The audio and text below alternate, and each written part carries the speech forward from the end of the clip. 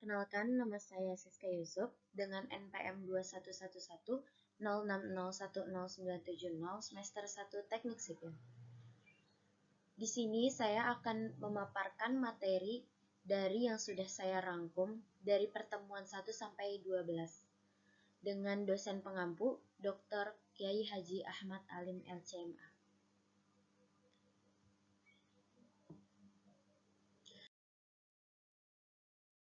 Di materi yang pertama, di sini ada yang berjudul Ahlus Sunnah wal Jamaah, yaitu materi 1 sampai 5 atau pertemuan 1 sampai pertemuan kelima. Yang pertama ada pengertian Ahlus Sunnah wal Jamaah. Kalimat Ahlus Sunnah wal Jamaah terdiri dari dua kata inti, yaitu Ahlus Sunnah yang artinya ahli mengamalkan sunnah, penganut sunnah atau pengikut sunnah, dan wal jamaah yang artinya jamaah, maksudnya adalah jamaah sahabat-sahabat Nabi. Yang kedua ada asal mula munculnya Ahlus Sunnah wal Jamaah. Imam Abdul Hasan al-Asy'ari ialah seorang ahli fikih terkenal, pemuka teolog Islam pada masanya. Abu Hasan al-Asy'ari adalah murid dari ayah tirinya yakni Syekh Abu Ali Muhammad bin Abdul Wahab al-Jubai atau seorang ulama besar Mu'tazilah. Kemudian Abu Hasan al-Asy'ari keluar dari paham gurunya karena menurutnya banyak keyakinan yang tidak benar. Kemudian beliau membangun paham sendiri, yaitu Ahlus Sunnah wal Jamaah. Paham Ahlus Sunnah wal Jamaah juga sering disebut sebagai paham Asy'ariyah karena dinisbatkan kepada Abu Hasan al-Asy'ari. Juga sering disebut sebagai paham Ahlus Sunnah saja. Juga sering disebut Sunni dan pengikutnya disebut Sunniyun. Baik, yang selanjutnya ada yang ketiga. Yang ketiga ini ada doktrin-doktrin Ahlus Sunnah wal Jamaah. Nah, yang pertama ada mengucapkan dua kalimat syahadat dengan lisannya. Yang kedua ada ucapan itu diikuti kepercayaan dengan hatinya. Dan yang ketiga dibuktikan dengan amal yang nyata. Nah, yang keempat di sini ada tentang sifat-sifat Allah Subhanahu wa Ta'ala. Ahlus Sunnah, Allah itu satu, unik, qadim, dan wujud. Dia bukan substansi, bukan tubuh, bukan oksigen, tidak terbatasi oleh arah dan oleh ruang. Dia memiliki sifat-sifat seperti mengetahui, hidup, berkuasa, berkehendak, mendengar, melihat, dan lain-lain. Menurutnya, prinsip bahwa Tuhan itu unik dan pada dasarnya berbeda dari sifat-sifat makhluk dan dengan doktrin-doktrin mukhalafah atau perbedaan mutlak. Berdasarkan doktrin ini, bila suatu sifat diaplikasikan kepada Tuhan, maka sifat tersebut mesti dipahami secara unik dan jangan dipahami seperti kita memahaminya terhadap makhluk. Karena doktrin mukhalafah, inilah Ahlus Sunnah berpendirian bahwa kita tidak boleh menyebutkan sifat Tuhan selain daripada yang termasuk secara jelas dalam Al-Quran. Sifat-sifat Tuhan berbeda dari sifat makhluk, bukan dalam tingkatan tetapi dalam jenis, yakni dalam segenap hakikatnya. Yang selanjutnya ada poin yaitu tentang keadilan Allah Subhanahu wa Ta'ala. Mengenai konsep keadilan Allah Subhanahu wa Ta'ala, pendapat Ahlus Sunnah bahwa Allah Subhanahu wa Ta'ala pencipta segala perbuatan hambanya, dia berkehendak atas terjadinya segala perbuatan makhluknya, baik maupun buruk. Apabila seorang hamba bermaksud akan berbuat sesuatu, maka Allah menentukan apa yang dikerjakan oleh hamba tersebut. Atas perbuatannya itu, si hamba mempunyai kasab. Menurut Ahlus Sunnah, kasab ialah berbarengannya kemampuan si hamba dengan perbuatannya. Jadi hamba hanya punya kasab, sedangkan perbuatannya sendiri diciptakan oleh Allah Subhanahu wa Ta'ala. Nah, yang sekarang kita masuk ke poin ke-6. Di mana sih poin ke-6 ini? Isinya adalah peran Ahlus Sunnah wal Jamaah terhadap pendidikan. Ahlus Sunnah wal Jamaah dalam bidang pendidikan Islam sangat krusial atau penting sekali dikembangkan sebagai nilai pendidikan Islam di Indonesia. Di samping itu, pendidikan Ahlus Sunnah wal Jamaah muncul karena kebutuhan masyarakat Indonesia, yaitu pendidikan agama dan moral. Dapat dibuktikan dengan keadaan bangsa yang kita rasakan sekarang. Dewasa ini banyak anak cucu kita yang sering meniru budaya barat, misalnya berpakaian yang mengundang hawa nafsu, pergaulan bebas, dan lain-lain sebagainya. Hal itu membuktikan bahwanya nilai agama dan nilai moral generasi penerus bangsa ini melemah. Hal lain yang istimewa dari pendidikan Ahlus Sunnah wal Jamaah adalah pendidikan yang lebih dikonsentrasikan pada lembaga pendidikan Islami atau dapat disebut pondok pesantren. Hal tersebut dapat membantu mengenal nilai-nilai agama dan moral. Nah, di sini ada macam-macam pendidikan. Pendidikan yang pertama itu ada pendidikan akidah. Pendidikan akidah itu pendidikan yang benar, yaitu akidah salafiyah yang dianut oleh generasi salaf umat manusia. Sebab Allah Subhanahu wa taala telah menjadikan akidah bersahabat sebagai standar akidah yang benar. Nah, yang kedua ini ada pendidikan pemikiran. Yang dimaksud pendidikan pemikiran di sini adalah mendidik generasi muda Islam dengan pola pikir salaf, menanamkan paham-paham yang benar di dalam jiwa mereka dan mengingatkan mereka agar waspada terhadap paham-paham yang salah. Sistem pendidikan pemikiran ini yang benar ini diharapkan akan membuahkan pemuda-pemuda yang terdidik dengan pola pikir salaf dan mengikuti cara salaf dalam memahami Al-Quran dan hadis. Yang selanjutnya yang ketiga yaitu pendidikan iman.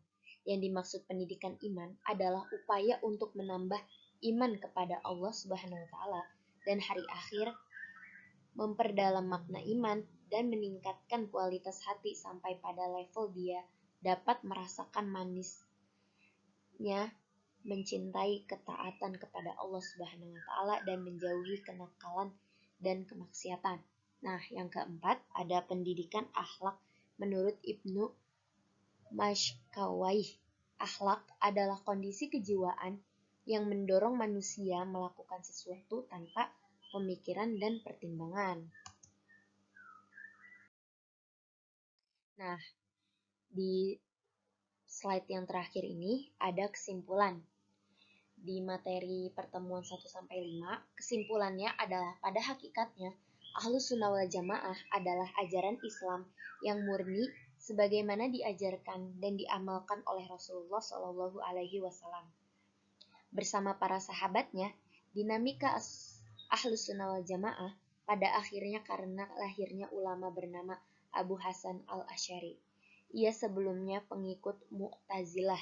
Setelah itu keluar memproklamasikan paham di mana Rasulullah dan sahabat berada di dalamnya dan menyebut paham dengan sebutan Ahlus Sunnah wal Jamaah. Ahlus Sunnah wal Jamaah dalam bidang pendidikan Islam sangat krusial atau penting sekali dikembangkan sebagai nilai pendidikan Islam di Indonesia. Di samping itu, pendidikan Ahlus Sunnah wal Jamaah muncul karena kebutuhan masyarakat Indonesia, yaitu pendidikan agama dan moral. Peranan penting yang paling mendasar oleh sebuah pendidikan atau madrasah adalah mengimplementasikan ibadah kepada Allah Subhanahu wa taala, juga meluruskan pemahaman yang salah dari segi akidah maupun ibadahnya, serta untuk menuai akhlak yang mulia dan terpuji. Oke, baik, kita sekarang masuk ke materi pertemuan ke-6, di mana yang berjudul Hakikat Alam Barzah. Nah, di slide pertama ada pengertian alam barzah. Apa sih yang kita ketahui tentang pengertian alam barzah ini? Nah, barzah artinya yang membatasi dua hal. Dalam hal ini, alam barzah adalah alam pembatas antara alam dunia dan alam akhirat. Alam barzah dinamakan juga dengan alam kubur. Yang dimaksud dengan alam kubur bukanlah semata kuburan, tetapi alam yang dimasuki oleh setiap yang meninggal dunia, apakah dia dikuburkan atau tidak dikuburkan. Misalnya, jasad Fir'aun, meskipun sampai sekarang masih utuh sebagai mumi dan disimpan di Museum Tahrir Cairo, Mesir, namun tetap tidak bisa terbebas dari alam kubur. Begitu juga jasad-jasad lain, baik yang utuh maupun yang hancur. Tetapi saja memasuki alam kubur, setelah seseorang memasuki alam kubur, dia akan ditanya oleh malaikat munkar dan nakir tentang Tuhan, agama, dan nabinya. Orang yang beriman akan menjawab, Tuhanku Allah, agamaku Islam, dan nabiku Muhammad SAW. Nah, di slide yang selanjutnya ada perjalanan menuju alam barzah. Perjalanan menuju alam barzah diawali dengan berpisahnya ruh dari jasad manusia. Ini adalah saat yang penting bagi perjalanan manusia selanjutnya. Jika saat pelepasan ruh tersebut seseorang dalam keadaan beriman kepada Allah, maka kehidupan selanjutnya adalah keindahan dan kenikmatan. Kematian dalam iman inilah yang dikenal dengan istilah husnul khotimah atau penutup yang baik. Insya Allah ya. Namun sebaliknya, jika pelepasan ruh seseorang bersamaan dengan hilangnya iman, maka hal ini akan menjadi awal dari sebuah penderitaan yang panjang dan tidak berkesudahan. Keadaan demikian ini kemudian dikenal dengan istilah su'ul khotimah atau penutup yang buruk. Nah, selanjutnya ada kejadian yang terjadi di alam barzah. Kejadian apa aja sih yang ada di alam barzah nanti? Nah, di sini ada 3 poin. Yang pertama ada pertanyaan kubur, pertanyaan di dalam kubur. Yang kedua ada impitan kubur, dan yang ketiga ada siksa kubur dan kenikmatan kubur. Nah, selanjutnya Imam Ahmad bin Hajar Al-Haytami dalam kitabnya Az-Zawzir menyebutkan, siapa yang menjaga sembahyang 5 waktu, maka Allah akan memuliakannya dengan 5 perkara. Nah, 5 perkaranya itu adalah yang pertama ada dihindarkan dari kesempitan hidup, yang kedua ada dihindarkan dari siksa kubur, yang ketiga diberi kitab amalnya dengan tangan kanannya, yang keempat berjalan di atas sirah bagaikan kilat, yang kelima ada masuk surga tanpa hisab. Selanjutnya, dan siapa yang meremehkan atau mempermudah mengakhirkan, meninggalkan sholat akan diancam oleh Allah dengan 14 ancaman siksaan. 5 di dunia, 3 di waktu mati, 3 di dalam kubur, dan 3 ketika keluar dari kubur. Adapun yang di dunia ada 5. Yang pertama ada dicabut berkat umurnya, yang kedua dihapus tanda orang soleh dari mukanya, yang ketiga tiap amal yang dikerjakan tidak diberi pahala oleh Allah, yang keempat doanya tidak dinaikkan ke langit, dan yang kelima tidak dapat bagian dari doa-doa orang soleh. Nah, selanjutnya adapun ancaman atau hukuman yang ditimpakan padanya ketika mati. Ada 3, yang pertama matinya hina, yang kedua matinya kelaparan, dan yang ketiga mati haus, dan andai kata diberi air samudera dunia tidak akan puas dan tetap haus. Selanjutnya ada hukuman yang menimpa dalam kubur. Ada 3 juga. Nah, yang pertama ada disempitkan kuburannya sehingga hancur tulang-tulang rusuknya. Yang kedua dinyalakan api dalam kubur, maka ia bergelimpang dalam api siang dan malam. Yang ketiga dikirimkan ular kepadanya yang bernama Syuja. Nah, yang terakhir di slide pertemuan ke-6 ini ada kesimpulan, di mana kesimpulannya yang berisi perjalanan menuju alam barzah diawali dengan berpisahnya ruh dari jasad manusia. Ini adalah saat yang penting bagi perjalanan manusia selanjutnya. Jika saat pelepasan ruh tersebut seseorang dalam keadaan beriman kepada Allah, maka kehidupan selanjutnya adalah keindahan dan kenikmatan, insya Allah. Sesungguhnya siksa kubur amatlah pedih, sebagaimana yang telah diterangkan di dalam pembahasan di atas. Maka dari itu kita sebagai umat Islam harus senantiasa bertakwa kepada Allah Subhanahu wa taala. dengan cara menjalankan semua perintahnya dan menjauhi semua larangannya. Nah, selanjutnya ada di pertemuan ketujuh yang berjudul syirik dan pembagiannya. Di slide pertama ada pengertian syirik. Apa sih yang kita ketahui tentang pengertian syirik? Nah, di sini dijelaskan syirik adalah salah satu pembatal akidah ketika seseorang menyekutukan Allah Subhanahu wa taala atau mempunyai keyakinan ada tuhan-tuhan lain selain Allah dan kemudian juga menyembah selain Allah, itu disebut dengan syirik. Syirik termasuk dosa yang paling besar, yaitu induk dari semua kezaliman. Allah Subhanahu wa taala berfirman, "Janganlah kalian menjadikan tuhan-tuhan palsu dari selain Allah, maka kalian itu akan termasuk orang-orang yang tercela dan termasuk orang-orang yang hina karena menyekutukan Allah Subhanahu wa taala." Nauzubillahi min dzalik.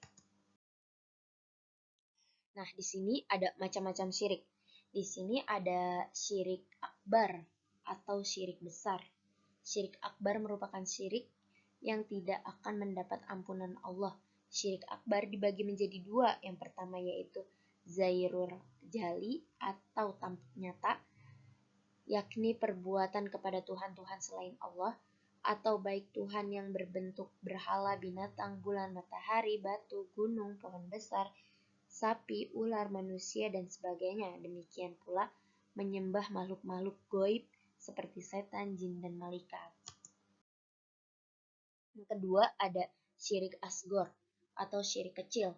Syirik asgor termasuk perbuatan dosa besar, akan tetapi masih ada peluang diampuni Allah jika pelakunya segera bertobat. Seseorang pelaku syirik asgor dikhawatirkan akan meninggal dunia dalam keadaan kufur jika ia tidak segera bertaubat.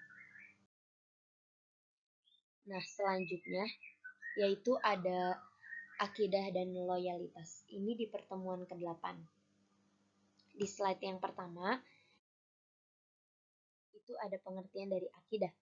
Yang kita ketahui tentang pengertian akidah itu apa sih? Nah, di sini dijelaskan. Akidah adalah keyakinan yang tersimpul dengan kokoh di dalam hati, bersifat mengikat dan mengandung perjanjian. Secara istilah adalah keyakinan hati atas sesuatu. Kata akidah tersebut dapat digunakan untuk ajaran yang terdapat dalam Islam dan dapat pula digunakan untuk ajaran lain di luar Islam. Sehingga ada istilah akidah Islam, akidah Nasrani, ada akidah yang benar atau lurus, dan ada akidah yang sesat atau menyimpang. Selanjutnya,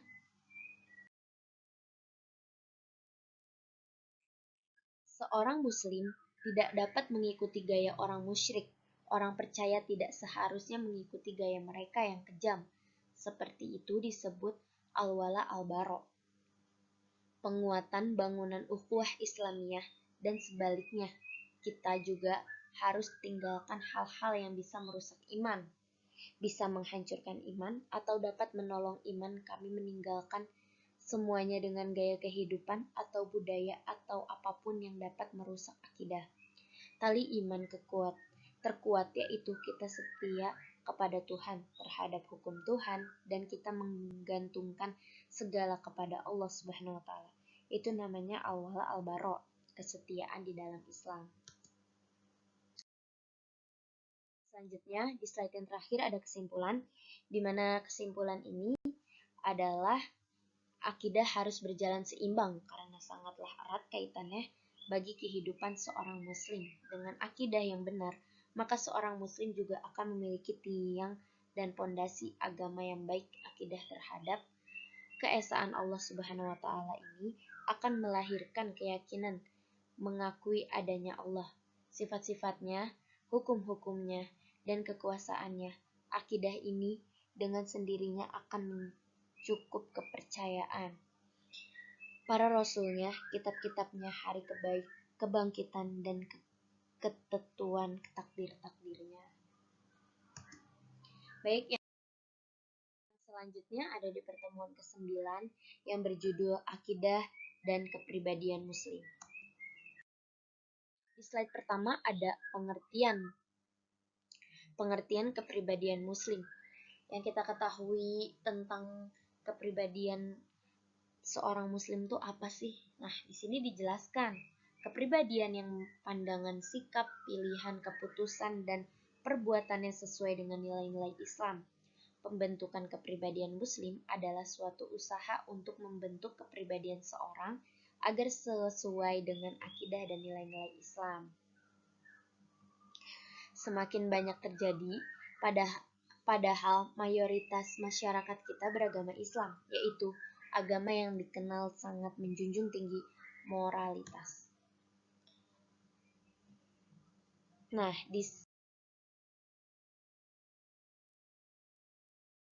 selanjutnya, secara garis besar, menjelaskan bahwa terdapat sebuah konsep dalam pembentukan kepribadian muslim, yaitu tarbiyah Islamiyah. Ia merupakan pemikiran, pendapat, atau rancangan mengenai cara ideal dalam berinteraksi dengan fitrah. Secara operasional, konsep ini meliputi aspek perbaikan, pembentukan, dan penjagaan, meliputi aspek akal, fisik, dan ruh sebagai sarana utama untuk mewujudkan kehidupan pribadi, keluarga, dan masyarakat terbaik sesuai dengan nilai-nilai Islam.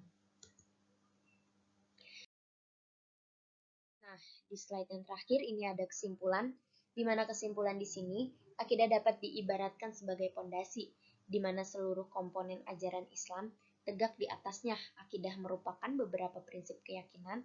Dengan keyakinan itulah seseorang termotivasi untuk menunaikan kewajiban-kewajiban agamanya. Pada hakikatnya, filsafat dalam bahasan akidah tetap bersumber pada Al-Quran dan Sunnah. Allah menganugerahkan kebijakan dan kecerdasan berpikir kepada manusia untuk mengenal adanya Allah dengan memperhatikan alam sebagai bukti hasil perbuatannya yang maha kuasa. Hasil perbuatan Allah itu serba teratur, cermat, dan berhati-hati. Selanjutnya di sini ada pertemuan ke-10, di mana dengan judul Adab Toleransi Beragama. Nah, apa sih yang kita ketahui tentang pengertian toleransi? Nah, toleransi berasal dari kata tolelare, yang berasal dari bahasa Latin yang berarti dengan sabar, membiarkan sesuatu. Jadi pengertian toleransi secara luas ini adalah suatu sikap atau perilaku manusia yang tidak menyimpang dari aturan, di mana seseorang menghargai atau menghormati setiap tindakan yang orang lain lakukan. Nah, toleransi juga dapat dikatakan istilah dalam konteks sosial budaya dan agama yang berarti sikap dan perbuatan yang melarang adanya diskriminasi terhadap kelompok-kelompok yang berbeda atau tidak dapat diterima oleh mayoritas dalam suatu masyarakat. Nah, di sini kan sudah dijelaskan ya, tidak bisa dipungkiri jika toleransi memegang peranan penting dalam menjaga perdamaian. Tentu sikap toleransi ini sangat dibutuhkan di tengah masyarakat Indonesia yang memiliki latar belakang budaya bangsa yang sangat beragam, seperti agama, suku, ras, dan juga warna kulit. Nah, toleransi merupakan sikap untuk saling menghargai dengan tujuan untuk menjaga perdamaian. Menurutnya, sebuah perdamaian tercipta dari sikap toleransi.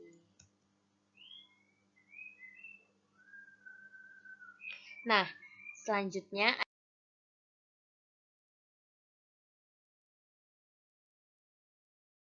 adalah menurut Max Isaac, Dimon juga mengemukakan pendapatnya tentang toleransi.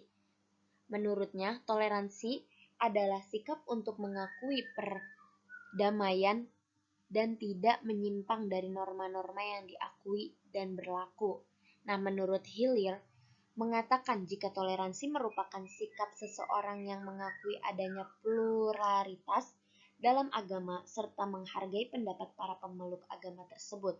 Menurut Hillier, setiap pemeluk agama berhak menerima perlakuan yang sama dari semua masyarakat.